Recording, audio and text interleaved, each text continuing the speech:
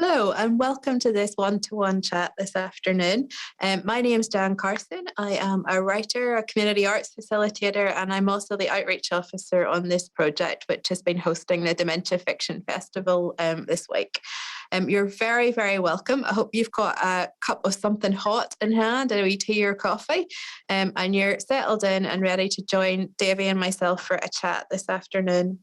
One of the most important things that we wanted to do when we began thinking about this festival is that we wanted to make sure we weren't just talking about dementia, that we also talked to and with and gave a platform to folks who were living with dementia. A lot of us have friends and loved ones and partners and participants in our programs here living with dementia, and they are more than capable of speaking for themselves. And so I'm delighted today that we've got Davie with us. Davie is joining us from perhaps the most jazzy wallpaper that I've ever seen. I'm quite jealous as a writer. He's got all his letters behind him. And before I give him the floor to chat a bit, I wanted to tell you a little bit about Davie. Davie McElhinney was diagnosed with frontotemporal dementia at the age of 54. Originally a chef, his life changed dramatically with the diagnosis. Being involved with Dementia NI has really helped him grow in confidence and given him a voice. Having met loads of the most incredible people on his journey, he has clearly seen that there is a full life after the diagnosis. Davie's very proud to sit on the board of Dementia NI and help to shape the future of the charity and to try and help and support people when they receive the shocking dementia diagnosis. I'm going to ask him a wee bit about this later on, but Davie's latest passion is fixing up and driving Gloria, his 33-year-old Land Rover Defender, and we'll meet Gloria in a wee minute or two. Davie, you're so welcome today. Thank you for coming along. Thank you very much, Jan. Hello to everybody else. Before we get started, maybe could you just tell us a wee bit about yourself? You know, what's your background? We know you're a chef. We were talking a wee bit a minute ago about good restaurants and places to eat where you're from, so I know you like food. What was your career like? And do you have a family? Yeah, John. I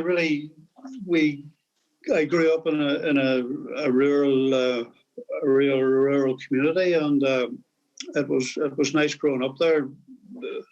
Things were they were busy, but everything was quite relaxed. And I then went on to catering college, became a chef, and I really cooked all over, really. I finished off back home again, cooking in two different places.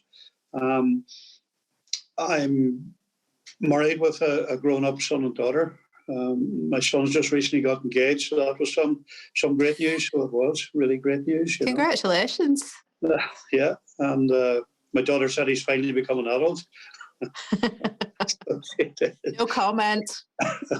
But no, and then really, when the diagnosis came, I decided just to retire myself, and I walked away. I didn't want to make any mistakes, during meal times and that. So I was happy enough. I walked away and into retirement.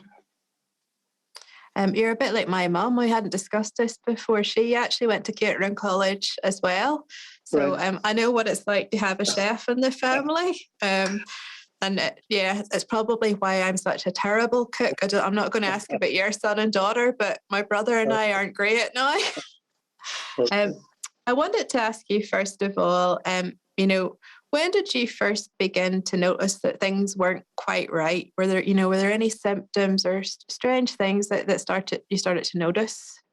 Yeah, I didn't really notice myself. It was my family were starting to pick things up probably about a year and a half before diagnosis. They began to see just subtle things going on that I certainly wasn't aware of myself, and they just got increasingly worse, and my family got more concerned. There was things starting out of place, and I was starting to forget things and overlook things. And again, I wasn't noticing that myself consciously, but as things progressed, things got slightly worse. It came to a head one day.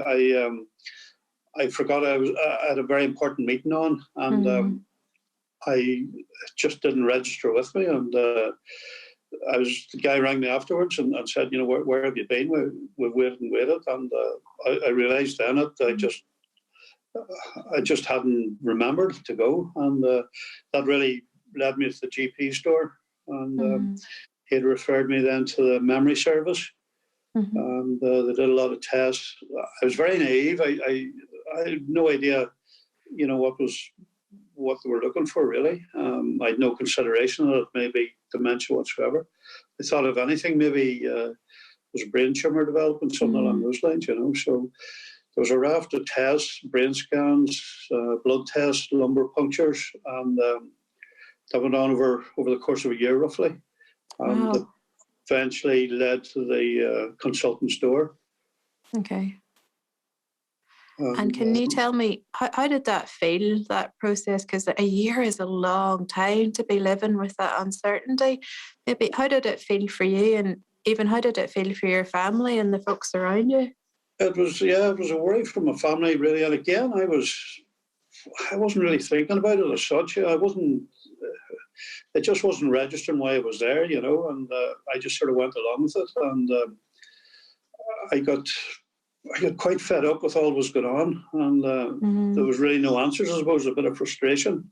Yeah. And the longer it went on, obviously the more concerned my family got that there was no answers coming, and really the consultant's the last step of that. So it is. And even that day, it didn't register why I was going to see him, and that was a horrendous day. It really was. And I know we've read a lot of books. For me, I've read a lot of fiction books, but also non-fiction memoirs and biographies of people who've been through that process of diagnosis. And some of the times it's handled really well, and sometimes it's handled in a way that's not particularly helpful at all. Did you find that you were looked after well in that process? Unfortunately not. No, it was poor enough. Again, at that moment we didn't realise, but certainly in the days afterward, we realised it was pretty poor.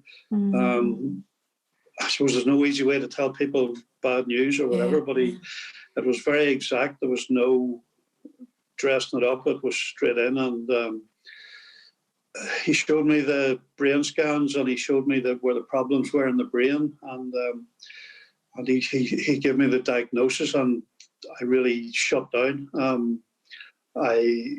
His lips were moving, but I wasn't hearing what he was saying. And he then began a conversation with my wife. And again, the two of them were talking, and I wasn't, the brain had just stopped working, and he opened the door and ushered us out, and away we went into a world that had changed forever, And my wife kept saying everything will be okay, but I couldn't get my head around it, so I couldn't.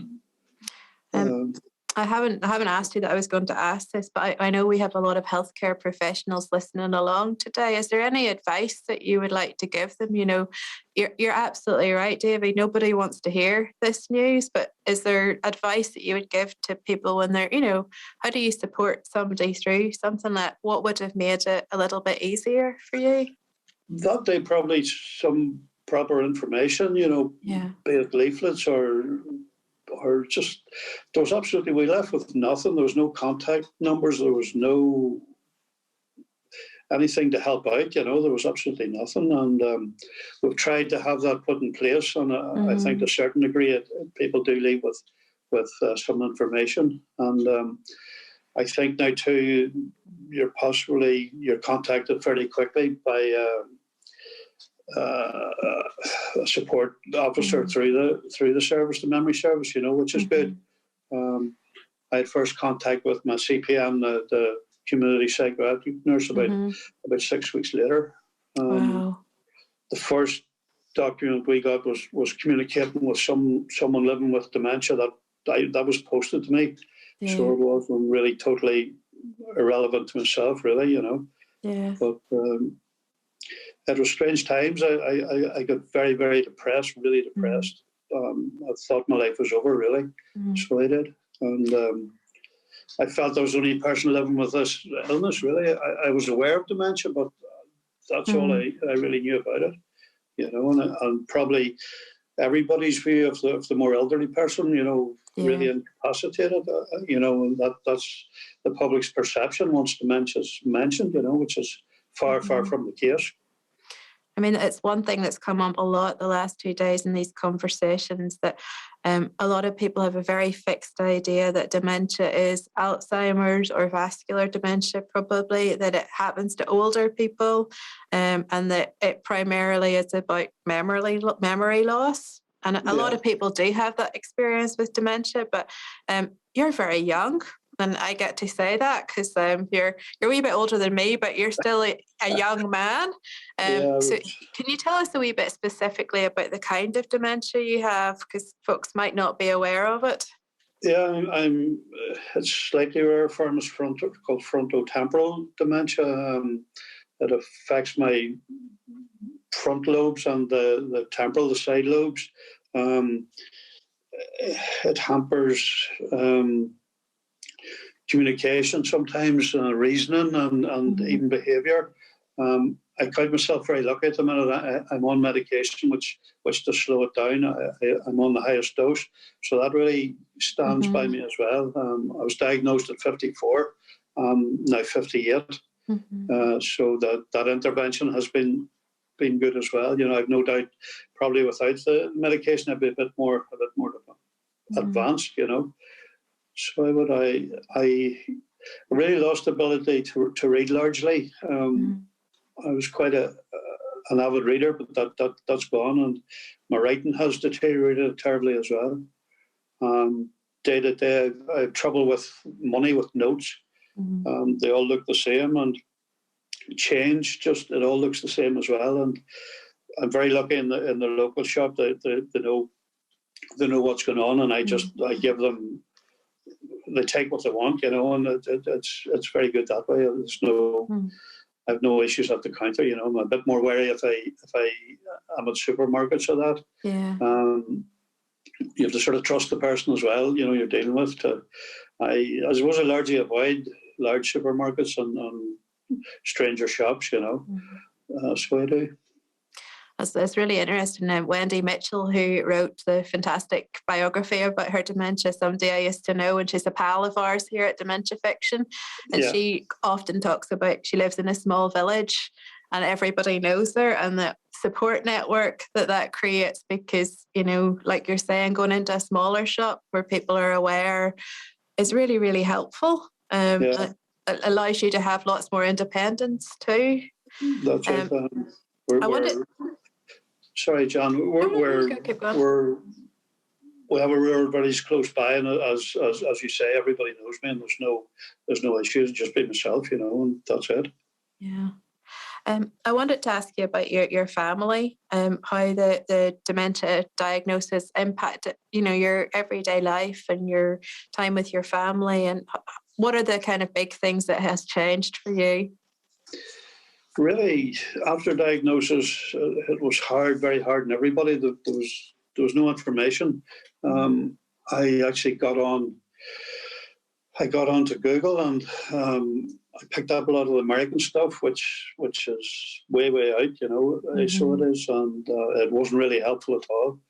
And the family, again, with no information, nobody knew. It was all up in the air, and they were thinking worst case scenario themselves, obviously, and it was a difficult time, and my depression didn't help either. I became very withdrawn, and I probably was in denial to a certain extent. I just didn't want to believe it, or it just left me numb, and there was certain rage and anger that, why me sort of thing, but it was hard on the family too.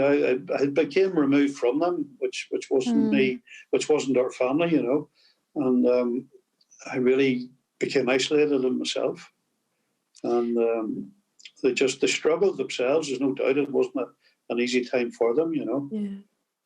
And did it actually change how you see yourself? Because we all have a kind of idea of who we are, oh, I'm very confident, or I'm the funny one, or I'm the one who always is capable and in charge. Did the diagnosis make you think, your idea of who Davie is it different now?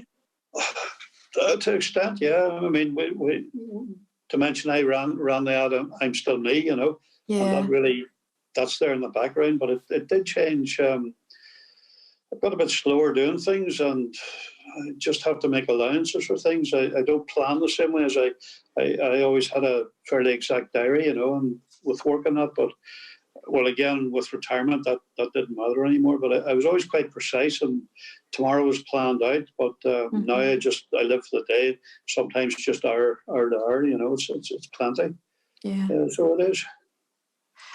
You mentioned there Dementia NI, and we have been so fortunate in this project to partner with Dementia NI, and Ashley and the team have been so encouraging. Stephanie's with us today. And I wanted you know, no pressure. You are going to be the person that sums up everything that Dementia NI does, and Stephanie's listening on. But could you tell us what exactly is Dementia NI, and how did you get involved with them? Dementia NI is the most fantastic organisation. It was set up by a group of people living with dementia. They realised there was very little for early onset dementia, and they set out to change that. And I really, in November 17, I became really clinically depressed, and the community nurse recommended I contact Dementia NI, which I did. I made a phone call I made a phone call the week before to the office, and they were very helpful and understood. And then one of the empowerment officers contacted me, and I went to the local meeting the following week. I went there with great unknown and fear of it. Really, I was on the verge of not going to the meeting outside, you know. But I went in, and there was two people introduced me to me and themselves to me, and they're both people living with dementia, and they were just ordinary people like myself, you know. And there was an empowerment officer there as well. She's the most wonderful person, and she's very compassionate, and she understood my position at that time, the fear and uncertainty, you know, of the meeting. But I left that meeting with a different outlook completely, you know. And we had a Christmas dinner then in December, and some people came from Belfast office down to us, and I met this man, John, and John had taken me aside, and, you know, he was telling me how his own story and how things were, and, you know, life wasn't over, and I was still very sceptical, you know, and that Christmas was a bit of a blur, and then there was a celebration. Dementia NI had a celebration in the January, which myself, my wife and daughter were invited. So we went there, and again I met John, and John again, he took me aside, and he really spoke to me at length. I realised then that day that, you know, life wasn't over. I was in a room full of people. The vast majority were living with dementia, and again, just normal people, you know. And it really did me good. I left that meeting with a whole different outlook, you know. I didn't know it at the time, but John changed my life that day, you know, and I'm forever grateful to him. And Dementia NI, they bring people together through empowerment groups, people living with dementia, and the aim is to give people with dementia a voice in society and have that voice heard. And we try and break the stigma and educate about dementia and all that comes with it, you know. And I've spoken to school children right through to professors and everybody in between through Dementia. I mean, is that something you would have done before, Davie? Were you a confident public speaker? Not really. No, I didn't see the public as such working in the kitchen, you know. You're really removed from people, and that was it. You saw the staff, but really you're removed from. I was confident in the kitchen. I ran the kitchen with confidence, you know, and I could speak to people, but not on that sort of stage before. If you see a customer as a chef, something's probably gone wrong, I would imagine. That's it. It's normally bad news, but no. Through Dementia, I really gained the confidence for that, you know, and we speak to all sorts of groups, really, and just educate and promote living well with dementia. And it's run by members, really, a member-led organisation, and it's really fantastic, you know. It really is. Again, with John and Dementia NI, I just regained my life fairly quickly, and my life started over. Like a new life began that day. I left the past behind. The past is gone, and I just day to day and look forward. The past is gone. You're not going that way. You're going forward. I think that was a big help too. Just starting with a clean slate. I'd know there was nothing to live up to or expectations. I just go with it. So I do. Yeah, I mean, that's actually been one of the themes that's come up over and over again this week, that idea of time and people living with dementia, that, if you get stuck in the past, it can be quite a dangerous thing. And that being, you said, living for the moment and for the next hour and being very present with where you are seems to be quite an important thing. Yeah, that's it. And it does keep me going, I don't dwell on anything, and I really don't let dementia get in my way. It's there in the background, and I can't change that, but I don't give into it or lie down to it. I fight it every day, really.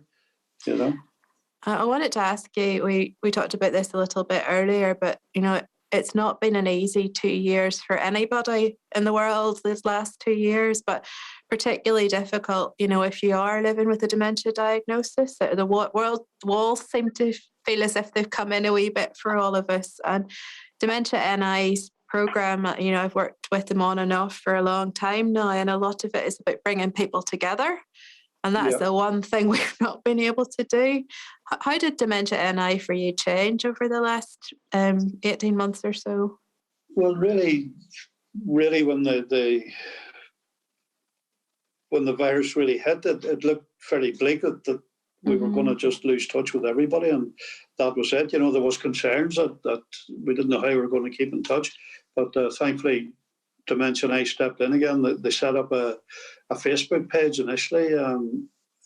It's called In the Same Boat. It's just for members, and we were just swapping things we were doing and photographs that were going on at that time, and then fairly quickly they set up Zoom for us as well.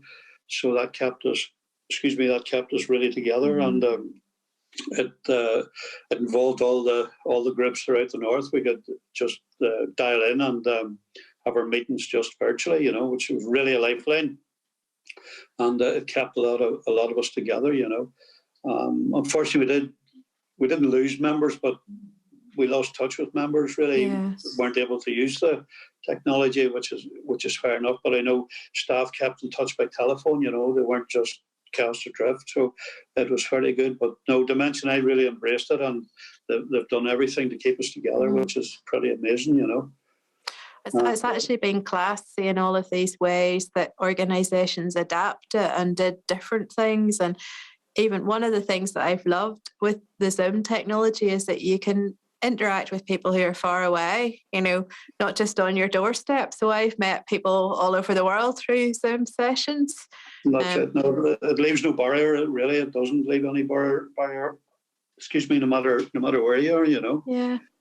I want to ask you a few more questions. We're running through this time rightly. I was worried that we wouldn't have anything to talk about, but we're at nearly 25 minutes already. You talked about filling your time in and how things have been different in the pandemic, and I know that you particularly have picked up a few hobbies, and there's a new woman in your life, if I could put it like that. That's right. Can you tell us a wee bit about this strange hobby that you've got? Yeah, I really, after diagnosis, I really found love again. So my wife wasn't too happy, obviously, but she stuck it out. I fell in love with Gloria. So I did. She's a 33-year-old Land Rover Defender, and I take great pride in driving her and working on her. She's a bit like myself. She needs support and but it helps sometimes. But she always gets me there. And I'd always wanted a Land Rover, and I thought, to hell, when the diagnosis came, just go for it. And one came up fairly quick, and I was very lucky to get it, So I get great pleasure driving about. I use her as my main vehicle every day, and just short mileage, It's really lovely. It does turn a few heads, So she does. But, and after the Van Morrison song, Gloria, I'm very keen on Van Morrison, so I thought that was the ideal name for her. So it was. And, is she as grumpy as Van Morrison? No, not as bad now. Not as bad. Don't think there's anybody in this world as grumpy as Van. No, he has his moments now, all right. Yeah. He does have his moments, but no. And again, I started scale modelling, something I never dreamt about. Yeah. There was a small club started in Enniskillen, so I went and joined, and I work on 135th scale models, mostly World War II, German vehicles I really have an interest in, and military figures. It was very daunting at the start, and again, the guy encouraged me to stick at it. So it's quite precise work, and I really find it very, very relaxing. There's nothing, I've nothing else to concentrate but the thing I'm working on. You know, sometimes I might do 10 minutes, and other times I might spend an hour. If I am a bit stressed, I would go and do work for maybe 5 or 10 minutes, and that just brings me down again. You know, and again, through Dementia NI, we've been some fantastic projects in that. There was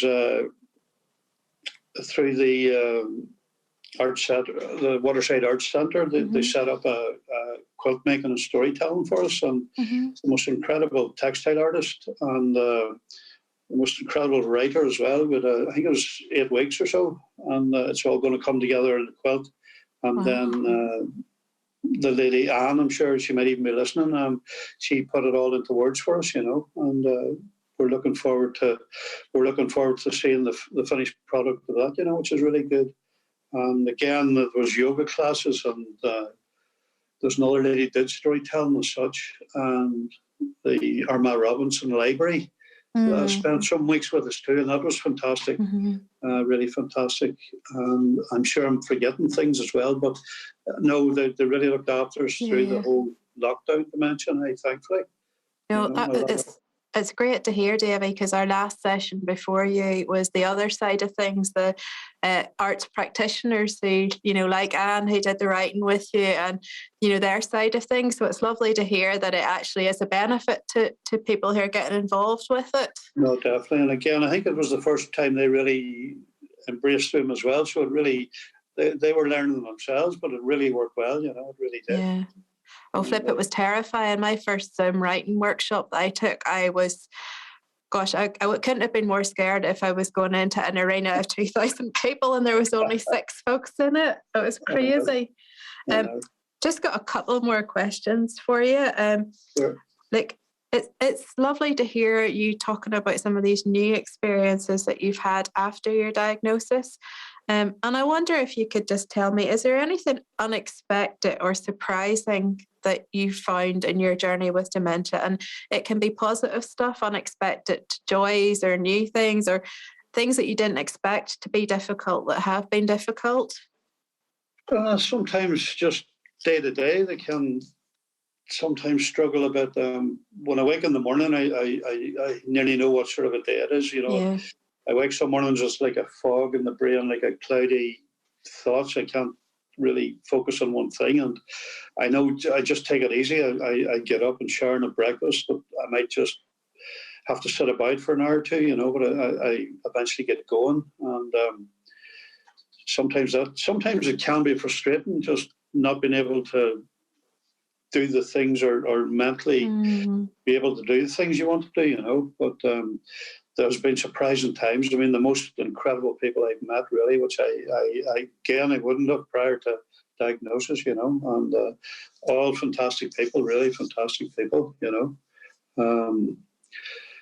Really, my life has changed for the better, as I said, too, prior to diagnosis, you know. I was in the rat race like everybody else and didn't realise it, you know. Now I've slowed down, and family's the most important thing, you know, and time with the family and just having time to myself and doing the things I want to do, you know. And I'm not pleasing anybody anymore. I please myself, you know. So if I don't get a thing done in the day, well, tomorrow's another day to finish off, you know. There's no stress anymore, and that's nice. So it is really nice. Last but one question. What is the one thing that you'd like to tell people who've recently been diagnosed?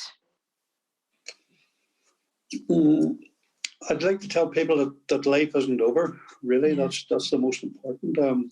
I always use a controversial controversial statement that I live well with dementia, and a lot of people take exception to that, but there's not a happy end with dementia, which I'm well aware of, but I live well now, and I will continue to live well for as long as I can, but some people say, how can you live well with dementia? Well, I'm doing it, and thousands of other people are doing it, and that's it. Early onset, it's fortunate as well at that stage. It is maybe gotten in slightly quicker time, and the medication helps stave it off, So it is. And again, I know you asked one thing, but I'm starting into other things. You're But fine. be social. Don't stop doing what you're doing. Keep on doing it, and get involved. Again, I got involved in a men's shed, which is men come together and do all sorts. You can sit and talk all night, or you can sit and you can do something, and I'm always working on some piece or helping out. And I take part in social farming as well, which I go along to a farm, and just whatever's going on that day, I just help out with, and I quite enjoy that too. We have a small home at home, but it's just nice getting away from that as well. So it is. I've met quite a number of members of Dementia NI over the years, and the thing that I really appreciate is you're all very honest about the things that are difficult, and also the things that are unexpectedly, new things and new experiences and positives. And what you do when you do that, as you said, is you empower other people to have a wee bit more confidence to move forward after their diagnosis as well.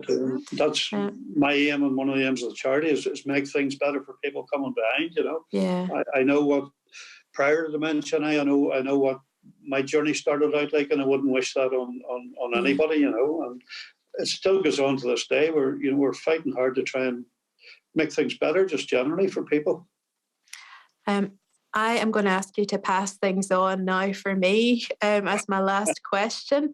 It's a very, very selfish question, Davie, and I hope you don't mind. I am a writer and a novelist, and I'm about to begin writing a novel about young onset, because I don't think there's enough out there that's been written from that perspective, and particularly about the relationship between children and their parents rather than children and grandparents, which is what we often see in books. And I wonder if you could just give me a wee bit of advice, and to the other writers who are listening, what would you want us to do when we approach telling a story that it's not my own story? I've had grandparents living with dementia. I've met lots of wonderful people. I've read lots of books, but what would your advice to me be? Really research what you're going to do, speak to people and speak to Dementia NI about advice. There's as you know, there's numerous people who tell their story and tell you how they get on, but don't portray us in a bad light, like something to be feared. Portray us in a positive light. Some years ago, one of the soaps did an article with one of the cast members. Was diagnosed with dementia, but like within a 2 or 3 weeks, the guy had went from one extreme to the other, and it didn't portray the dementia journey whatsoever. And I think that put fear in it and set dementia awareness back a wee bit. But research and we're just normal people, and we have the same problems as everybody else, with bills to pay and everything else, and just portray us as normal people, and try and educate through your work as well. Try and incorporate a bit of education for readers reading the book as well. And there's nothing to be feared whatsoever. People still think, I find it that you can still catch dementia from you, this notion, and you can sometimes, when I tell people, they actually recoil away. Just try and break that stigma through your work. It's a fantastic opportunity to do that, and again, a wider audience. It's quite a responsibility, but just do the research really, and don't demonize us. Thank you, and I really appreciate that. And I've got some folks that I'm going to be chatting to as I develop the book, so all of this is really useful. Very sneaky last question before we go, and I'm going to answer this one as well, because I think it's important to interrogate yourself too. Davie McElhinney, what are you looking forward to? really looking forward to just the rest of my life, really, and just getting on. And I say I do things that I never would have done before, but I look forward to life, really. And I say I'm going to maintain it as long as I can, That's really it. I just look forward to everything and new things particularly, It's really hard to put into words, but I just life, really, and family, We're probably get closer. We were a very close family, but we're probably even closer now, which is a good thing as well. And with time for one another, which is a good thing, And I think the pace of life today, some things suffer too. Some things are casualties of the fast pace of life, but no, it's all good. I tell you what I'm looking forward to, and you have invoked it in me over the last half hour, hearing you talk about Dementia NI and your arts projects and the groups that you've been part of. I'm dying to get back in a room with actual people and do some community arts and tea and cake and chat and actually being together. I mean, this is lovely, and it's great to meet you on a screen, but I'd much rather meet you over a table in a community centre or somewhere. So that's what I'm looking forward to. You reminded me too. I should have said it. I'm looking forward to getting back in the room with other members, other regular meetings, really, and that's a big thing too. I think there's going to be a lot of big steps for people in the months ahead, So there is. Exciting times. Yeah, it's all going to come back and move forward, and I'm a very proud member of the board of Dementia NI too, and we're helping to move the charity forward over the next 3 years or so with a good plan, and a lot of good people working behind it. They don't get the credit for the work they do in Dementia NI, but there's a lot of hard work going on there, and really brilliant people too, Well, listen, I'm dying for my dinner because I've been on the go since 8 this morning. And just to let anybody who's following us along, we've our final session of the festival this evening, and it's going to be a showcase of readings by 2 poets and 2 writers. Not poets or writers too, 2 prose writers, I should say that, hosted by Marjorie Lotfy. So we'll be back again at 7 o'clock. In the meantime, Davie and I are going to get a bite to eat. But Davie, it has been really lovely to have a chat with you today, and thank you so much for your time. And I hope to meet in person at some stage, maybe get a ride in Gloria. That'll be lovely, and thanks for this opportunity too. It's really a big thing too, John. I appreciate it. Thank you. We'll just say goodbye to all our listeners and viewers wherever they are. Goodbye. Yeah. Good luck, everybody. Bye.